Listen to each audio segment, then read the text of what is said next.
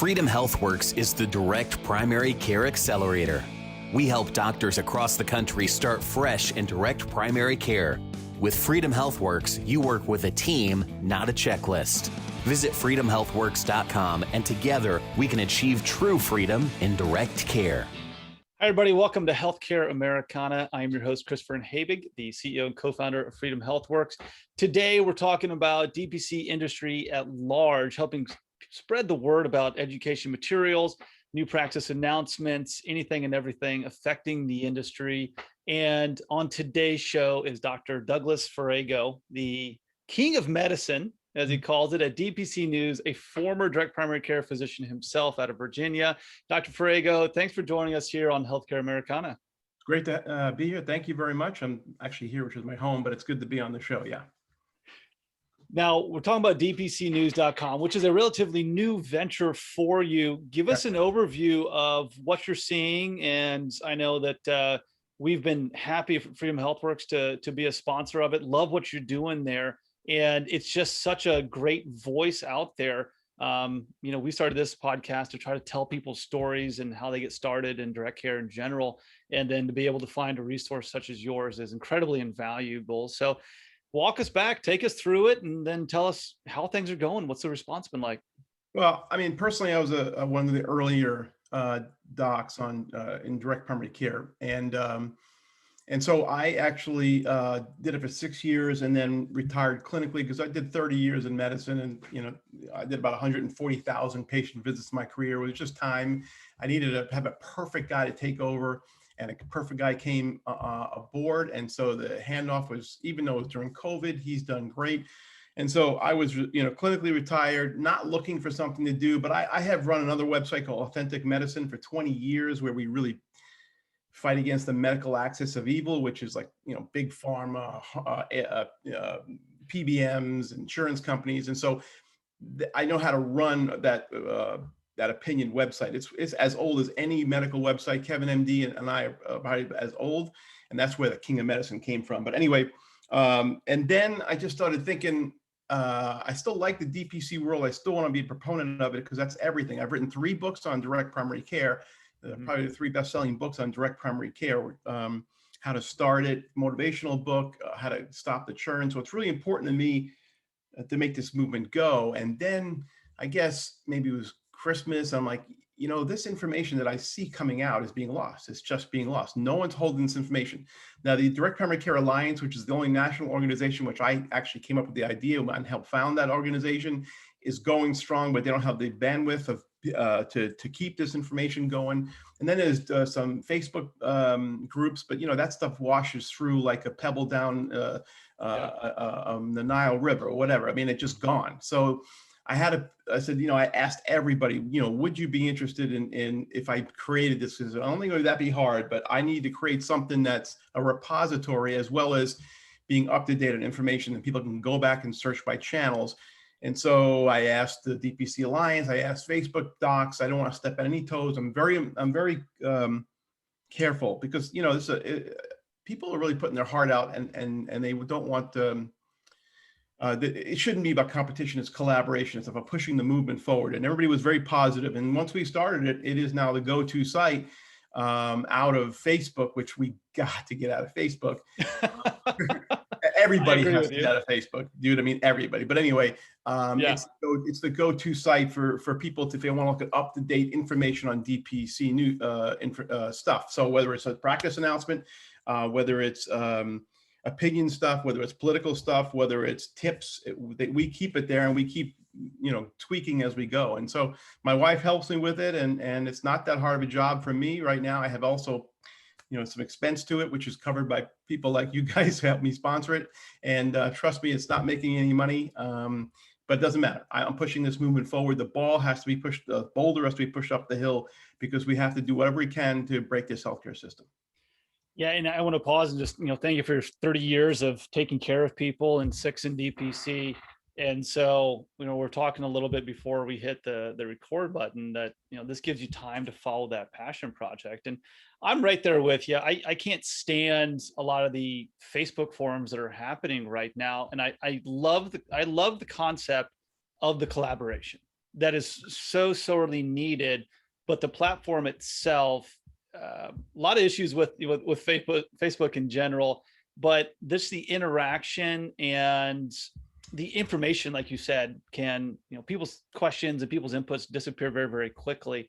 It's And so gone. again, It's gone in a second. It's gone in a second. You can try to find it, and there's some good yeah, stuff there, but it's gone, and that's a problem. I have to say, I hate Facebook for a lot of reasons, but in those DPC forums, they're pretty respectful of each other, and I think DPC is one of those very unique things that they're trying to screw up. That it's both left and right get along. I mean, yeah, I mean that's amazing. absolutely. Country right now, at the right and left, you have hard left, hard right docs doing it and getting along, and that's awesome. But the politicians are already trying to screw that up. That's what they do, right? Yeah, I think in Montana they tried to pass a DPC bill just to say, hey, listen, guys, DPC clinics are not insurance. Okay, so they can act, you can have a membership model. We passed it here in probably half the states in the country, but here in Virginia. Yep. And of course, it was somehow, and that's never happened before, party line, Republicans said yes, and Democrats said no. Well, that makes no sense. That never made sense as why did it have to, and it just proves that if one says yes or one says black, the other one has to say white. And unfortunately, that's where we are in this country. But we don't want to be, direct primary care does not want to be wrapped up in this political turmoil. I hope it continues to stay away from that. Well, it shouldn't. And I know we had our efforts here in Indiana to do the same thing. And we were testifying in front of the State House, the General Assembly, and we had state senators from the most urban of environments, very blue voters, who are saying, wait a minute, you mean this is the first time that's going to level the playing field for healthcare access, and they can price it according to the local neighborhoods? We said yes. They're like, well, this is a no-brainer. This actually brings doctors into urban areas, or it brings it out into rural areas that are all very similar social economic status of the people and the residents that live there. But now it levels the playing field, and it opens up access to everybody. We always call it, this is the only model that works with every single health plan out there. Yeah, because it does. I mean, it doesn't. You don't need them. It just shows you how ridiculous the health insurance companies are. They've they think they're taking care of you. They're not. That's not even close to being what insurance is, right? But you mentioned that thing about urban areas, and you mentioned, I think you said, a relative in Richmond. I have a doc that opened up in Richmond in a really tough neighborhood, but one that's kind of expanding and growing, and he's not looking to make much money at all. I mean, it's so altruistic. It's awesome, and that's what you get with this, right? You have some doctors. Hey, some doctors want to. We also talk about concierge care and the difference. And listen, I don't begrudge anybody I don't begrudge them what they charge. If you're going to double dip and pay insurance, that's not our world. So direct primary care does not double dip. We don't bill insurance, and our prices are very appropriate and affordable. That's the big difference. And so, but if you want to do concierge and high end, fine. But I find that most DPC docs, and I know, seems like I know everybody. I mean, I've just been around long enough, right? I mean, sure. With books I've written and everything else, and people email me and Facebook instant, I answer every single one. The spectrum of where people are working, from country, urban to everywhere, and the amount of free care that DPC docs give, and the amount of money they save patients is phenomenal. I see the pictures. I see the massive wounds they take care of. Or I did the same thing. I remember coming in on my anniversary. I was at dinner and a patient cut his head open. I said, okay, I'm just finishing up. Went to the office, sewed his head right up, saved him thousands. So it is not the only answer, but it's part of the solution to fixing the system. Yeah, and that's what's hard to quantify too. And so one of the issues people always try to hit us with is, well, there's no peer-reviewed study out there showing the efficacy of direct primary care and direct specialty care, if you want to extend it, on people's health or people's wallets. And I'm thinking, well, goodness gracious, if you do that, how do you go out and say, well, here's a study that I probably saved an emergency room $30,000 to stitch up somebody's forehead? Right. You know, it's like back when oh gosh, President Obama was in town. We're passing the first stimulus, and it was those job ready acts. They started talking about, well, here's how many jobs we're going to save. You're like, well, you can't quantify that, but that's the argument we keep getting hit with, right? You really need to. They make it up anyway, right? And so, you Yeah. know, how many studies are fabricated? How many studies are garbage? How many studies are who's really going to support those studies? And so you need money to support them.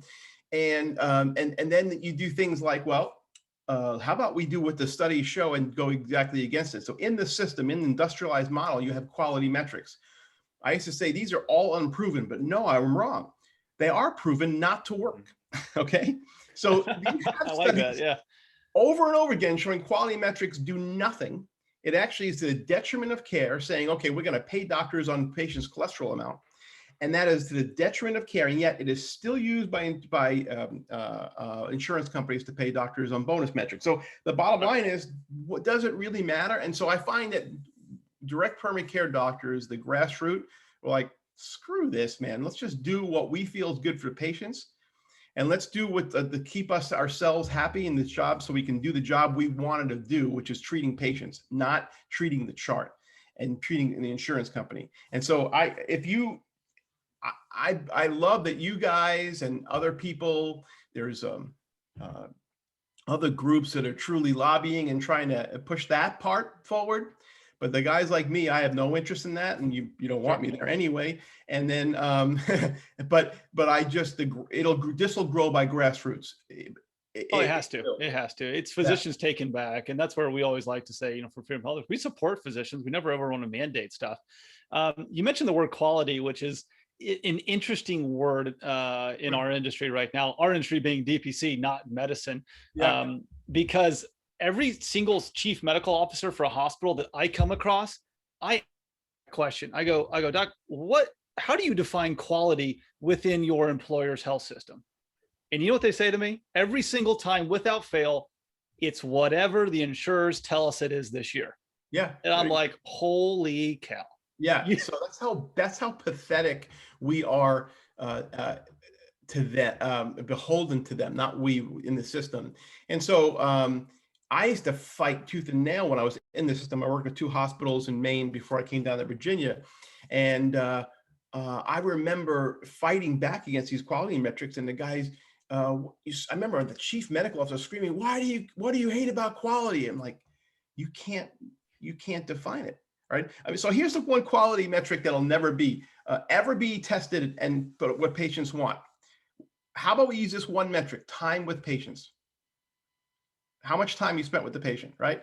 Oh no, we can't have that. Why? You can't measure it? No, you can measure it. You don't want to measure it, right? Because right now they're rolling 25 to 30 patients a day in the system, and it's 3 minutes a visit. This is the exact amount of time I saw the doctor in front of me, was 3.7 minutes, right? Versus direct primary care, which would be 30 to 60 minutes.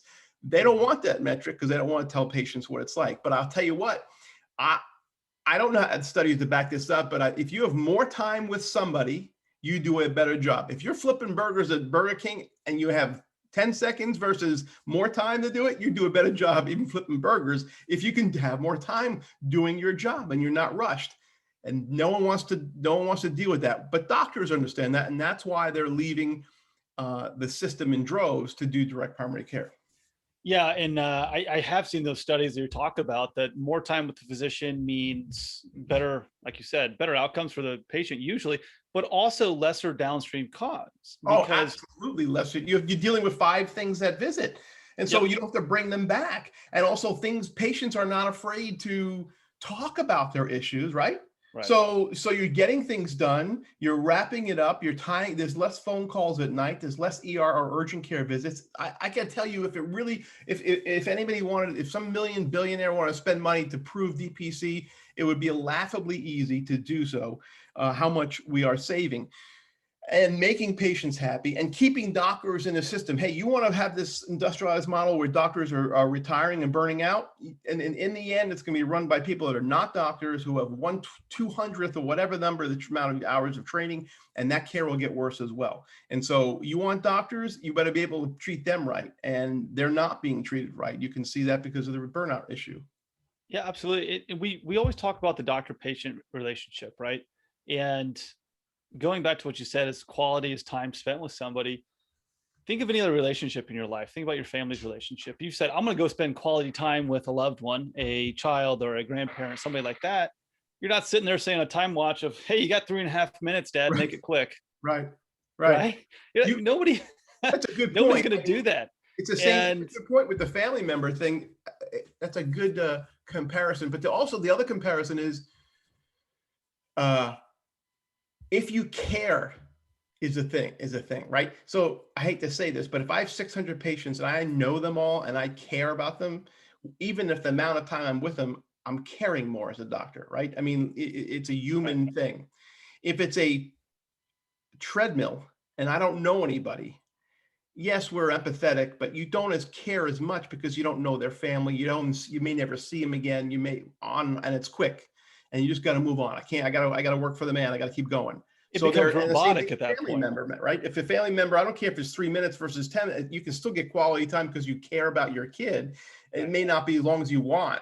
So caring is one factor and time is the other. You have that with DPC. And I think the caring thing is questionable now when you're burning out and you don't have any time. So I think that's the issue. Yeah, last thing we want our doctors to be is robots. Yeah, I think that's what you're getting is no relationship, no human connection. Yeah. A patient is seeing a different physician or nurse practitioner, PA, whomever it is. They're seeing somebody different every single time. And that gets exhausting to say, well, here's what's wrong with me. Here's how I feel about it. Oh, okay. Well, I need you to tell that same story in another 5 minutes. Okay, here we go. Yeah. You're going to leave out little details that somebody might snag and say, oh, wow, this is a big clue. Let's go down this area right here. And then, talking about, burnout, which that's a tough, I feel like we're like starting our own DPC dictionary here, right? We got to start redefining stuff.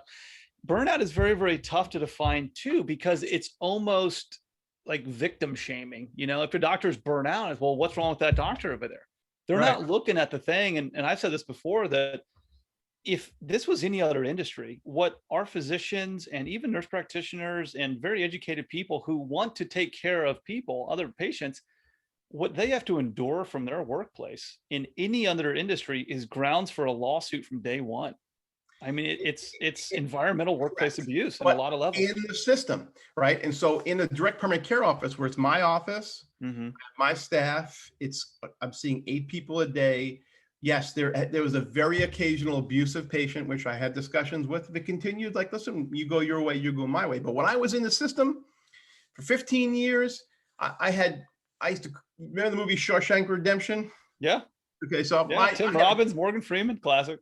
I had a dream. I had my dream when I was working in the system, that the poster in my office that I was digging out with a, or I should say fantasy, with a tongue depressor, a hole that one day I would climb through that hole and get out of there forever. Okay, that was my Shawshank syndrome. I was that one day they'd come to my office and then industrialized model and looking for Dr. Farrago, and then they pull back the poster of a medical poster, and there's a big hole, and I dug my way out for freedom, and I did. With direct primary care, I actually said, that's it. I said, I either retire, this is years ago, or I will do DPC. And I did it where no one even really knew about it down here. Now there's 3 or 4 in my town. And so I'm happy about that. And a rising tide floats all boats. And you're saving doctors. There's always, no job's perfect, but that's why it's a job. But doctors are being saved in a sense that burnout is gone, and they're doing a better job with their patients, and patients are happy, and it's less costly. So it's so good to be true. That's why politicians have to squash it. Unintended consequences from, benevolent government. Just talking to the clients that we work with to help them start their practices and help support them from there. I think last time we talked, like 65% of these clients we work with would be out of medicine entirely if it wasn't for this model. Yep. And I mean, that's a microcosm of hundreds of thousands of physicians in this country who might not even know about this. They might not even know this model exists. And so that's where, I was really excited to see your site and see you continuing to maintain it. It's a ton of work from somebody who's familiar with websites and content creation. What you're doing is just, it's yeoman's work for sure. What's the response been like since you got DPCnews.com up and going? Well, I mean, I think, you know, it's a small niche, right? So as far as, you're not, you get a small niche of, but these are DPC centric people that look at this site every day. And so the feedback has always been positive, both on, it gets shared on multiple platforms. We share it on Twitter and Instagram and Facebook. And so their response is great. And we'll just continue to grow. And I think that, live stuff, conferences occur, is going to be cool. That'll make things better, and we can help promote those. And so we're trying. It's a very it's a very delicate balance. I walked into a world that I didn't realize now, because people are, you're in a business yourself of trying to make, money, and I understand that. And so we're trying to be in the middle where we're unbiased, because we look at a world of news. We're not truly a news site, but the world of every news site is all biased now. And so we're trying to say, okay, we're figuring things out as we go. So it's been fun. It's not something I thought I would be doing, but if I was doing it for the money, I would not be doing it. I'm doing this for the movement. I really am. And I may end up passing this off to the right people, but I have some good people now working with me, other than my wife, that are also writing and doing the backseat. So I really can't complain that much, but we'll just keep pushing. And, I think if you had to ask most primary care doctors and said, listen, I can guarantee you full practice with, right away, this won't happen, but right away, and you don't have to deal with any coding, billing, anything like that ever again. You can do soap notes. You can spend all the time. Would you do that? And I think they would. So the question is, how do you get them from A to B? You're doing one model that's trying to do that, okay? And they can do it on their own. It's a little harder, and I get that as well. So I've pushed that to the AFP head people. Ask a questionnaire. Just do that one question questionnaire. Would you switch to DPC if you had all patients filled in day one, and you were making the same amount of money, but you're seeing 8 patients a day? And let's see how many would say yes. And they know the answer, so they won't ask that question. Oh, they flat out said no? No, they won't even. No. And so because they don't want, to, it's you've got to dig deep and see where things are being bread is being buttered. And so and I'll leave it at that. And so this insurance, the AMA, are they going to switch? They have everything. They make more money in their CPT code book and all other stuff. Are they going to support this? There's no way. So I can hammer them. I have no problem with it. And I think the AFP is malleable, so we'll see where that goes. But I don't have to be friends with any of these people anymore, because I don't make money off them, and I don't care about being canceled by them. I get to say what I want now.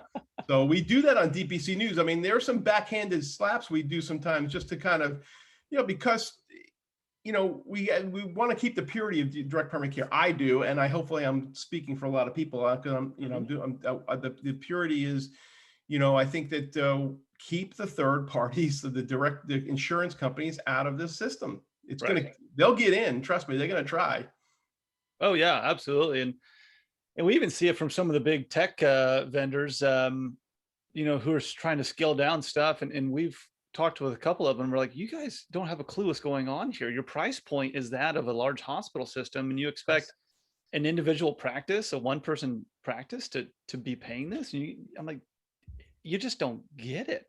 And so, one of the things we try to be is very, kind of the connective tissue here, because there's a lot of individuals doing a lot of really cool stuff. And, looking beyond primary care, changing that P from a primary into maybe a patient, whatever that is, specialist surgeries, there's an entire wave of momentum happening here that, our vision is to make that end-to-end alternative healthcare industry. That once somebody is used to paying cash in a practice, you never have to go back into the hospital unless something really, really bad happens that's very, very unexpected. And I think that's achievable in the next few years. Having like-minded physicians like you and everybody else around the country who are pushing for this type of model. That's how weird it's gotten, right? That's the dogma. 60, 70 years ago, that's how it was. Right. Right. Right. So, and we look like lunatics now saying, hey, what about this over here? And they're I like, wait did a that minute, in that's I did it in 2016 for the Nuts and Bolts conference. You can see it online, my keynote speech. And one of those things was I'm imagining a doctor from the 40s in the audience, and he's listening like, what are you're trying to get back to what we did? I mean, that's exactly what they did. They had their own office. yeah. And the hospitals were nice to them because they wanted them to, bring the patients there. The insurance companies paid when it was for an insurance type of emergency. That's what insurance does. And so this all got changed in the last 30, 40 years for the worse. And then insurance says, we're the caretaker. And like, how did you become caretakers? They actually think they're the caretaker now. It's Sure. You can watch the commercials, we're your healthcare giver, or even the hospital says, we're your healthcare giver. No, you're not. The doctors are. And your hospital's walls and equipment without nurses and doctors and the other staff, it's nothing. And so Right. it's all forgotten. This could be the tip of the sword to change that. I hope. As long as legislation doesn't get in the way or anything know, along those. It's a crapshoot at different times. It's going to be hard. It's going to be hard to break DPC. I'm not legal analyst, and you probably know Phil Eskew. He's a good guy to always ask about that. He's a lawyer that deals with a lot of this stuff. But I guess if they say we force you to take Medicaid patients, I mean, it's actually the insanity, right? So, okay, you could actually do it right, and I've talked about this with other people as well. Okay, let's say you want to give, instead of an EBT or a food stamp card, which is they get $70, let's say, a month for their food stamp card, someone on Medicaid, it's $75 a month for healthcare. Mm-hmm. And they can go to my office, or they give me the number, and we charge that $75 a month, and they can come see us off if they want. There's no difference there. Why would that be a bad thing, right? How much money would that save if Medicare patients were coming to me for $75? I'm getting the same amount of money as I was somebody else. Right. And they just use their same EBT card, which is like a credit card. We probably save an unbelievable amount of money, because they may be sometimes tougher patients, but we don't know. DPC doc cares. We like seeing tougher, challenging patients. And that's dispelling one of the myths that you're going to select, the easiest patients, the healthiest patients. But going back to that, and we've been involved in some Medicaid conversations. The state is not willing to give up the control, and I think that's what scares a lot of the physicians, saying, "Well, it's $75 this month, but what about next month, or what about next year?" To be a little bit more accurate there, what about next year? Is going to say, "Hey, if you want to still do this program, it's $65, and then it's $60, and it's $55." And this isn't paranoia. This is precedent. This is what's going on right now since the 90s as far as physician reimbursement goes. So I see a lot of doctors, and I understand where they're coming from, saying, well, if Medicaid wants to pay the patient and then the patient can join on their own volition. Right. Great. That would be the physician card, the EBT card. If it's a direct contract with Medicaid, I would be out, right? So there's always strings attached, and that's the same thing with any insurance company. Now let's go back to insurance companies, and you want to see how evil they are, right? So let's just say I'm in this area here, and it's Dr. Farrago's office, and they won't put me. I'm not even listed, or wasn't, and as one of the guys that is a go-to for your, a listed physician for preferred, whatever it was. Preferred provider. You got to think to yourself, okay, well, if you're a company and you said, well, this guy Farrago doesn't even charge us, why wouldn't I put in the highest preferred, put him a double gold platinum, because he's never going to charge us, right? Because I don't charge the insurance company. Why wouldn't they do that? The reason they don't do that is they want your data. They want your patient's data, and we won't give it. And that patient's data is worth more than the billing that I had billed them. And they want to manipulate and deal and control that.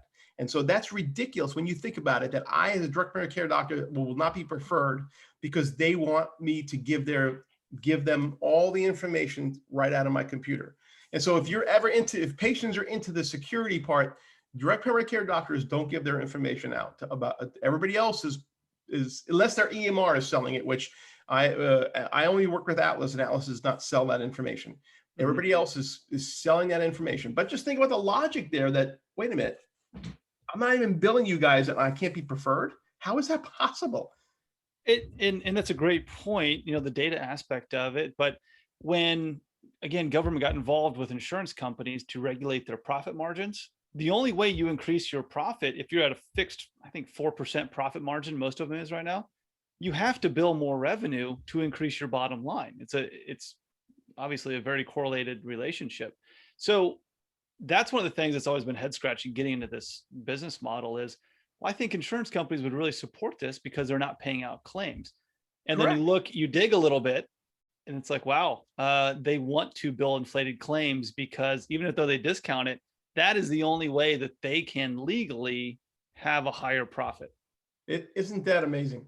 It's amazing. It's corrupt. That's why they're the medical lead contender of medical axis of evil. And so I love that. I can't tell you how they have just ruined from prior authorizations and PBMs, which they own now, to, all that kind of stuff has just ruined healthcare.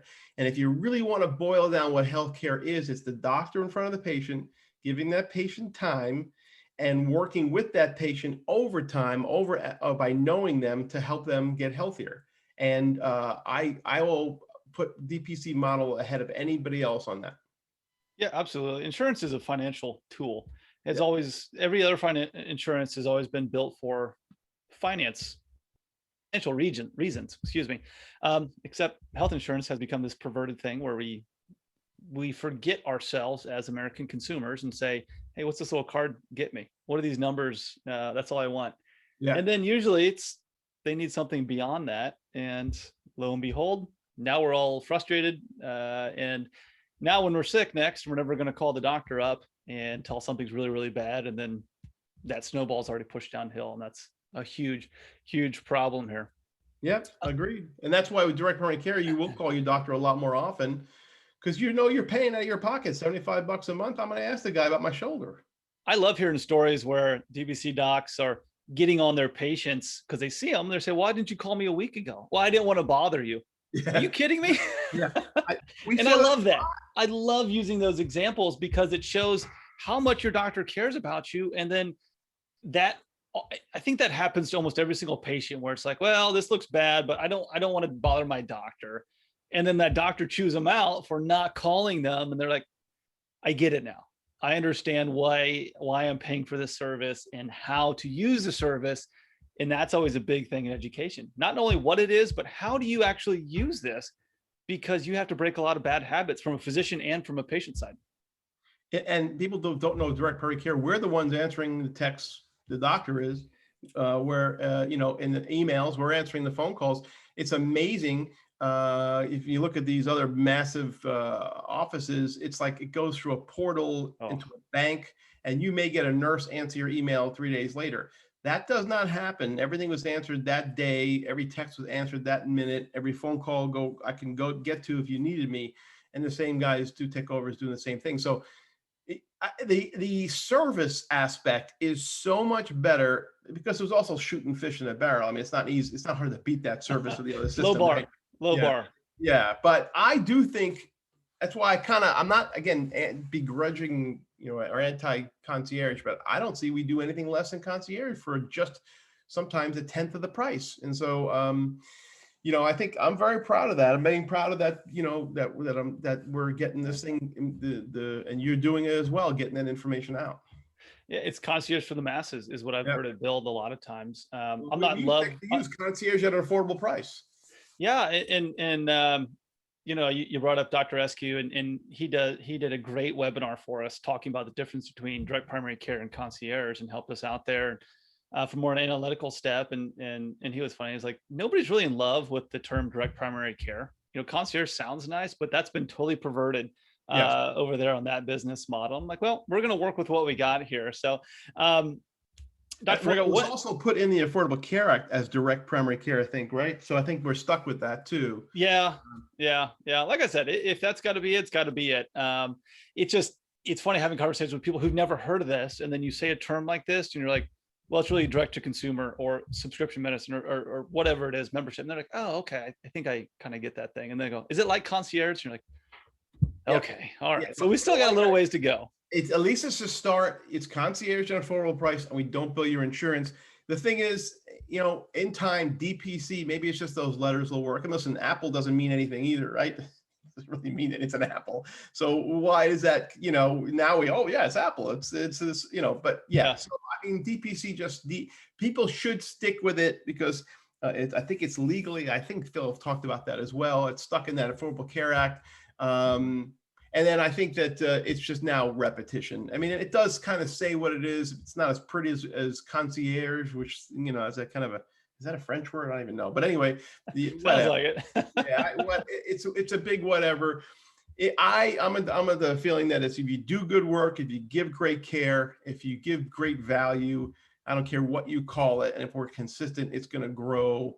And then we have to figure out the hurdles as we go. And I think what's interesting, just continuing that line of thought, is that on a local setting, we see a lot of practices don't necessarily use that terminology. They just talk about their practice as a member of the community, here at XYZ practice or whatever that is.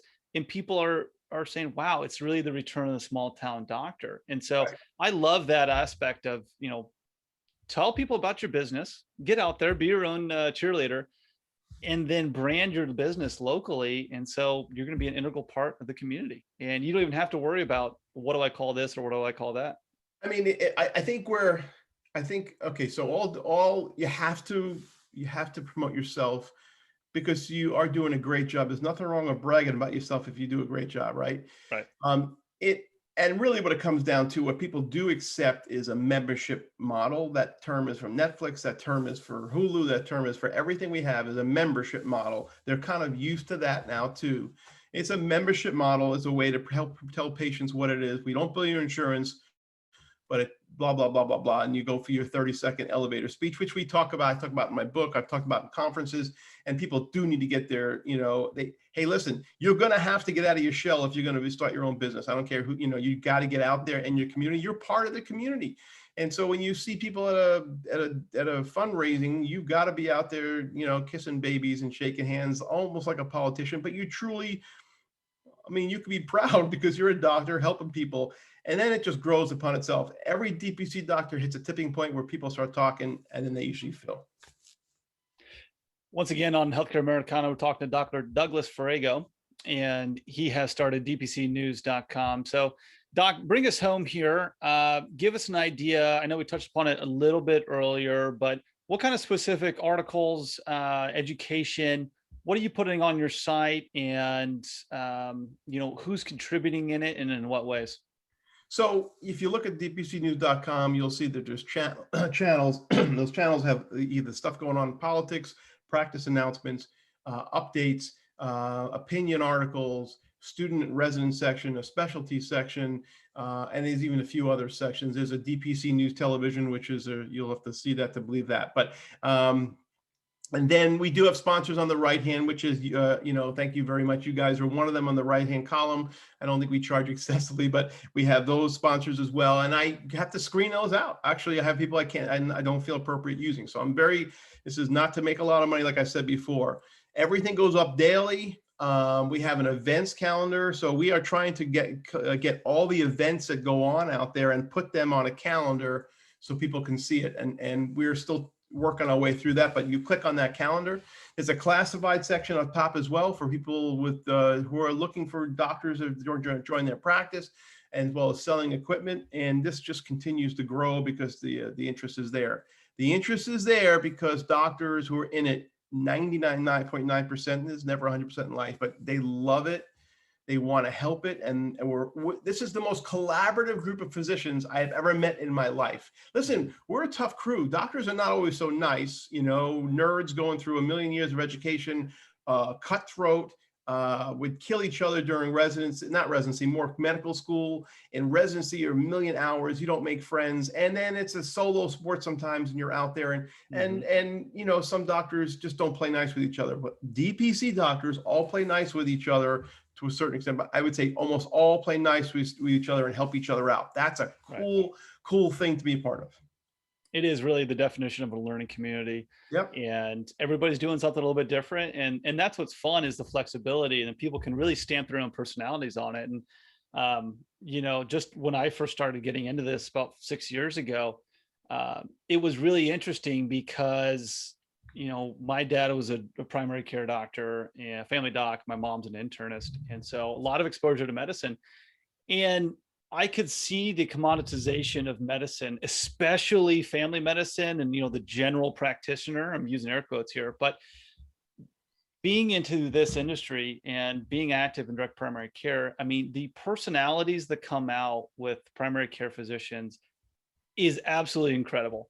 And so each practice is kind of specializing in what they want to specialize in. And they're like, this is so cool. I thought I had to just put on a faceless, nameless act every time I went into a patient's exam room. But no, it doesn't have to be that way at all. Reclaiming my independence has been the ticket for me to do that and actually enjoy being a physician again, and balancing that out with a very healthy home life. It's Absolutely. very impactful. You nailed it on the head. There's people doing every procedure, PRP. I mean, they're doing everything there. But then you bring the family life. It was so cool to have my family come to the office and hang out. Well, yeah, just I have to worry about that intermingling, because my wife worked with me. My kids would come and patients knew my kids. That's what it's all about. That's the old time family doc. And I'll give you one story. I remember first couple of years in, this lady, and she's had 5 kids, and they're early teens, and her husband had just died, and from cancer. She has no insurance, and I said, well, I can't charge you. So there's, you have to, and so she was like, what? I'm like, there's no way I'm going to charge you a family. And so they stayed with me till they're still there, and I never charged them a dime. And they were the nicest people. Would bring things. The son would bring a gift card when he could, or whatever, but they were so. She cried and bawled that I would be that nice. But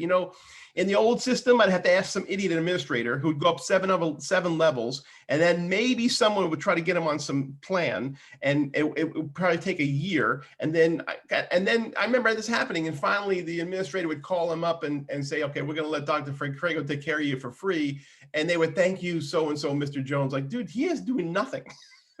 Thank you to him. What did he do? Now, I wasn't in it when I was in DPC for the thanks, but it just showed like that system was just so much red tape. Here, in that moment's notice, I could give that family free healthcare, and I did that for about 10% of my practice, and never publicized that, never, whatever. But I know I felt good at home. That's what it's all about, right? Mm-hmm. That's what it's all about. And that's the kind of stories that I've been reading on your site, as well as a lot of educational ones. So Dr. Farrago, thanks for everything you do. Keep up the good work. Keep being that force pushing this industry forward and helping a lot of physicians show them the light that, hey, it is possible to thrive in this industry like so many other of your peers. So thanks again for joining us here, and keep up the good work, if you would. I will. Thank you, guys. Thanks for having me. Thank you very much. Once again, this is Healthcare Americana. I'm your host, Christopher Habig. Thanks for listening.